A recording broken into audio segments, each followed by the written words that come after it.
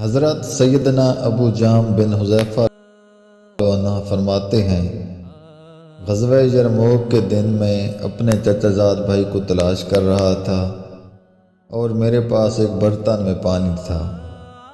میرا یہ ارادہ تھا کہ میں زخمیوں کو پانی پلاؤں گا۔ اتنے ہی دیر میں مجھے میرے چچا زاد بھائی نظر آئے۔ میں ان کی طرف لپکا دیکھا تو وہ زخموں سے چور چور اور خون میں لت پت تھے۔ میں نے ان کے چہروں سے خون صاف کیا اور پوچھا، کیا تم پانی پیو گے؟ انہوں نے گردن کے اشارے سے ہاں کی تو میں نے پانی کا پیالہ ان کی طرف بڑھا دیا۔ ابھی انہوں نے برتن منہ کے قریب ہی کیا تھا کہ اچانک کسی زخمی کے کراہنے کی آواز آئی۔ فوراً پیالہ میری طرف بڑھایا اور کہا، جاؤ پہلے اس زخمی کو پانی پلاؤ۔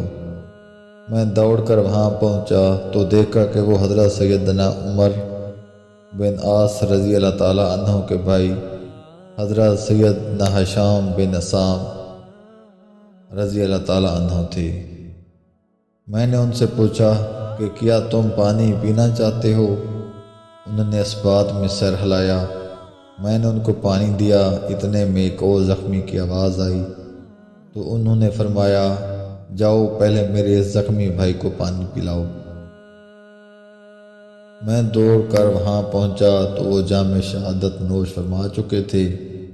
میں واپس حضرت سیدنا ہشام بن عاص رضی اللہ تعالیٰ عنہ کے پاس آیا تو وہ بھی اپنے خالق حقیقی عز و جل کی بارگاہ میں جا چکے تھے۔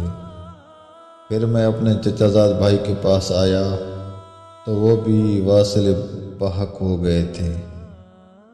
امام واقدی اور حضرت سیدنا ابن العربی رحمہ اللہ تعالیٰ سے مروی ہے، حضرت سیدنا اکرمہ بن ابو جہل رضی اللہ تعالیٰ عنہ کو جب پانی دیا گیا تو انہوں نے دیکھا کہ حضرت سیدنا سہل بن عمر بھی شدید پیاس میں مبتلا ہیں۔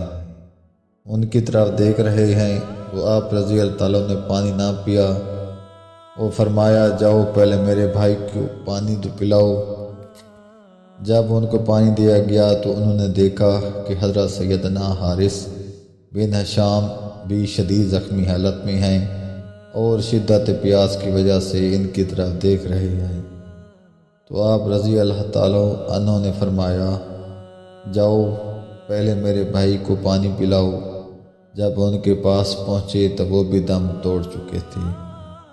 دوبارہ جب حضرت سیدنا سہل بن حارث اور حضرت سیدنا اکرمہ بن ابو جہل کے پاس گئے تو وہ بھی جاں بحق ہو چکے تھے۔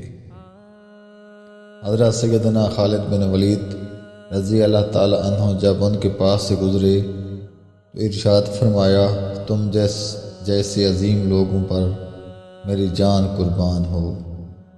آخر میں